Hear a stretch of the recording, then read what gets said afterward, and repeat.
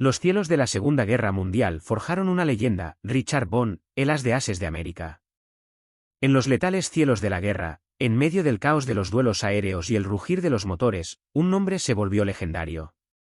Era el hijo de un granjero inmigrante sueco de los tranquilos campos de Wisconsin, un hombre a menudo descrito como humilde y tímido que, de algún modo, se convertiría en el piloto más letal de América. Su nombre era Richard Bond. Con 40 victorias confirmadas, era el as de ases de América, un héroe nacional que parecía invencible en su icónico Lockheed P-38 Lightning. Voló en más de 200 misiones de combate, registró más de 500 horas en combate y regresó a casa para casarse con la chica cuya foto llevaba a cada batalla. Tenía el mundo a sus pies. Pero la máquina más peligrosa a la que se enfrentaría no fue un caza enemigo, sino una revolucionaria aeronave estadounidense que le pidieron que domara, un invento diseñado para iniciar una nueva era de la aviación. Esta misión final, un vuelo aparentemente rutinario en un soleado día de California, truncaría trágicamente la vida de una leyenda, y en una asombrosa coincidencia, ocurriría el mismo día que un evento que cambiaría el mundo para siempre.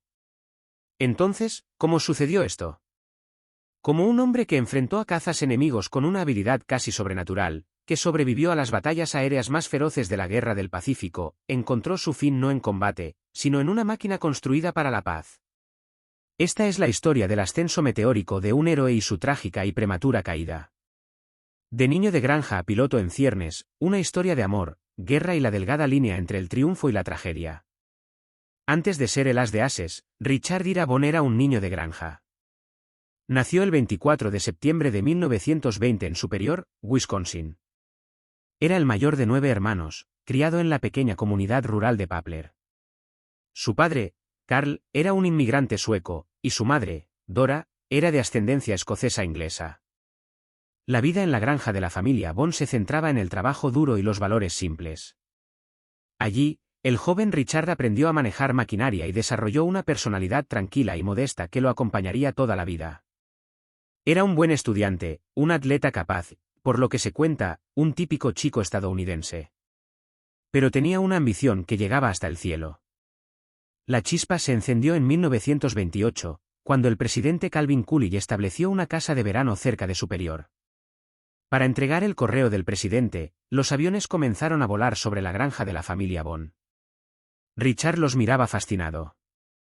Más tarde recordó, volaban justo sobre nuestras cabezas, y supe que quería ser piloto.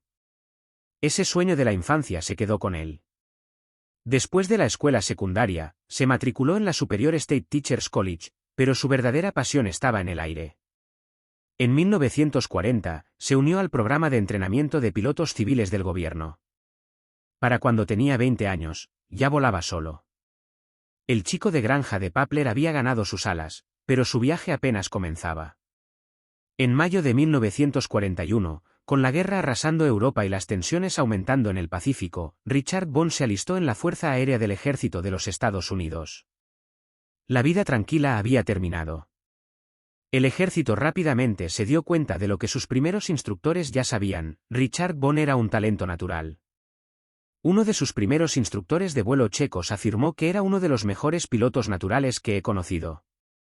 No solo volaba aviones, parecía entenderlos a nivel instintivo.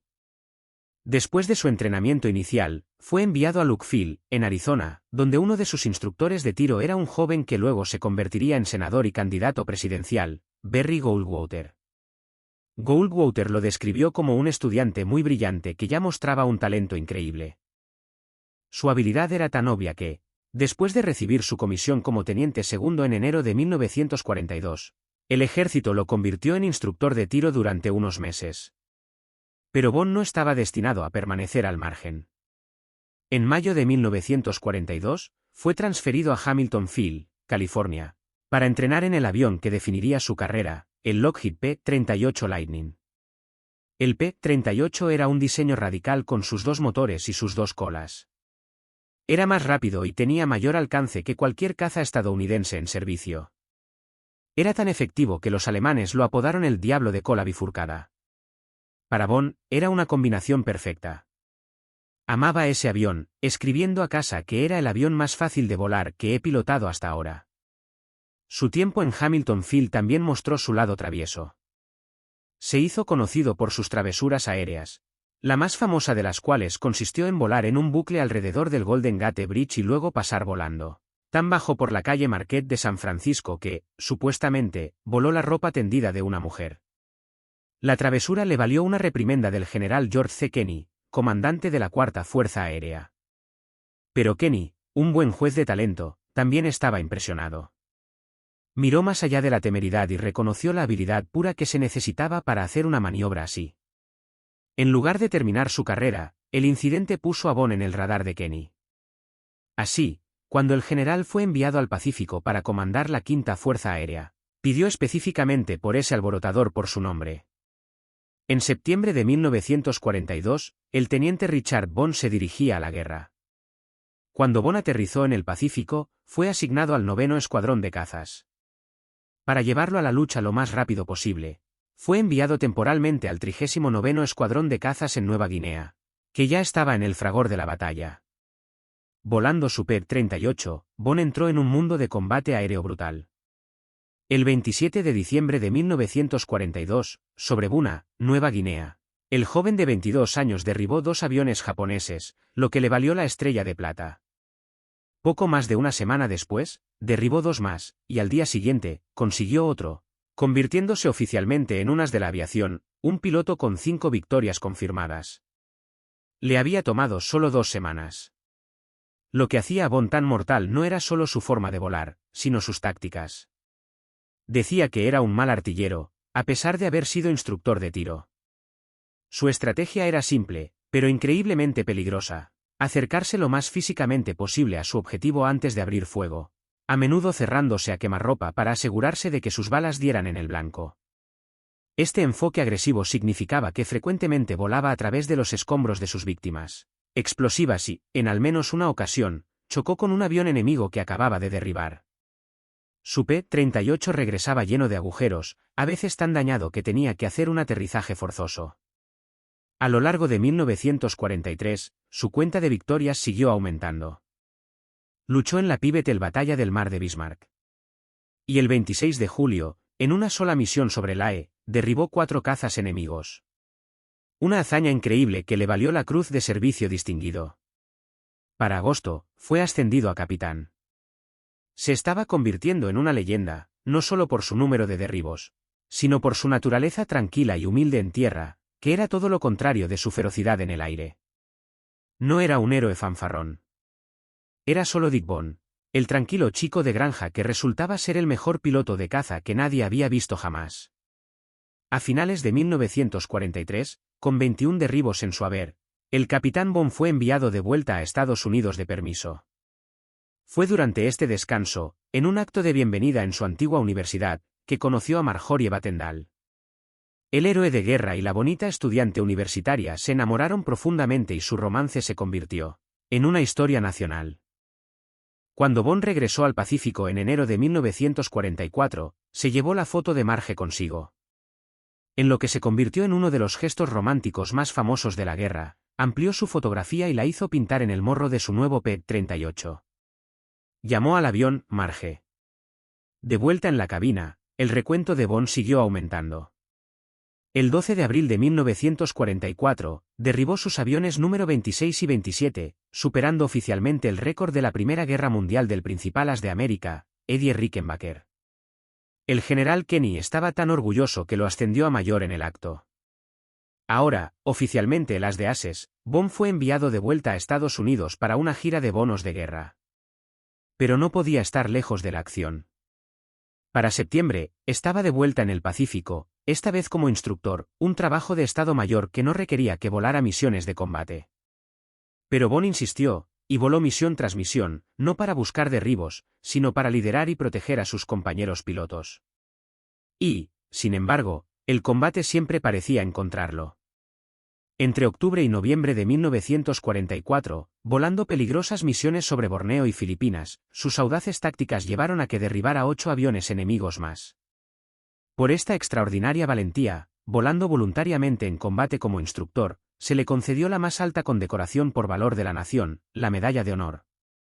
El 12 de diciembre de 1944, en un polvoriento campo de aviación en Filipinas, el general Douglas MacArthur en persona le impuso la medalla. Unos días después, el 17 de diciembre, Bond derribó su 40º y último avión. En ese momento, el general Kenny ya había visto suficiente. Bond era un símbolo demasiado valioso para perderlo en combate. El golpe a la moral sería devastador. Ordenó a las de Ases de América que regresara a casa para siempre. Richard Bond regresó a una bienvenida de héroe. Ya no era solo un piloto, era un icono nacional. La guerra en el Pacífico aún rugía, pero para él la lucha había terminado. Centró su atención en su futuro con Marge. El 10 de febrero de 1945, se casaron en una ceremonia en su ciudad natal, con más de 1000 invitados y equipos de noticiarios capturando el momento de cuento de hadas para una nación cansada de la guerra. Posteriormente, los recién casados se mudaron a California, donde la Fuerza Aérea del Ejército tenía una nueva misión crítica para su principal as. No lo enviaron a un trabajo de escritorio, lo asignaron como piloto de pruebas. Su nuevo trabajo estaba en la planta de Lockheed en Burbank, probando el futuro del poder aéreo estadounidense, el P-80 Shooting Star. El P-80 era el primer caza a reacción operativo de América, una máquina revolucionaria pero temperamental. Estaba a un mundo de distancia del P-38 impulsado por hélice que había dominado. La era del jet amanecía y era una frontera peligrosa. Otros pilotos de prueba ya habían muerto volando la nueva aeronave, pero Bond, con su inigualable feeling para los aviones, era visto como el hombre perfecto para ayudar a domarla. Comenzó su entrenamiento, registrando horas en el elegante jet, pero su tiempo con el P-80 sería trágicamente corto. El 6 de agosto de 1945, el mayor Richard Bond despegó de Burbank para un vuelo de aceptación rutinario. Era solo su 12º vuelo en un jet, con poco más de 4 horas de tiempo total en la nueva aeronave. Inmediatamente después del despegue, la bomba de combustible primaria del avión falló. Este era un problema conocido, y había una bomba auxiliar para esta emergencia exactamente. Pero por razones que nunca sabremos, ya fuera porque lo olvidó en el calor del momento o simplemente no pudo, Bond no cambió a la reserva. Con el motor privado de combustible, el jet comenzó a caer. Logró dirigirlo lejos de un vecindario antes de intentar eyectarse, pero estaba demasiado bajo. Su paracaídas no tuvo oportunidad de abrirse. Richard Bond, el as de ases de América, que sobrevivió a cientos de horas de combate, murió al instante. Tenía solo 24 años. En un giro trágico y asombroso de la historia, su muerte ocurrió el mismo día en que Estados Unidos lanzó la bomba atómica sobre Hiroshima.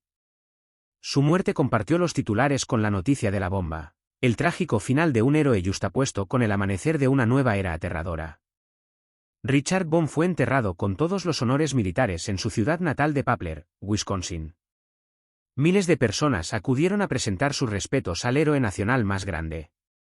Su viuda, Marge, tenía solo 21 años. Aunque finalmente se volvería a casar y criaría una familia, pasó el resto de su vida como una dedicada defensora de preservar la memoria de Richard y las historias de sus compañeros veteranos. Falleció en 2003 y fue enterrada a su lado. Hoy, el legado de Richard Bond perdura.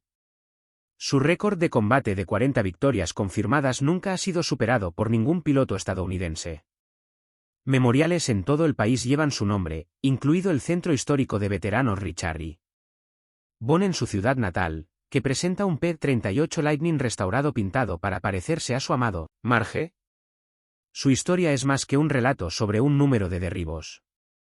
Es la historia de un humilde chico de granja que se convirtió en un símbolo de esperanza para una nación en guerra. Es una historia de un romance que capturó los corazones de millones y de una muerte trágica en los albores de una nueva era que sirvió como un recordatorio del precio del progreso. Fue un héroe en una era de héroes. Un hombre que representó lo mejor de una generación que respondió al llamado y, al hacerlo, aseguró un legado que nunca será olvidado.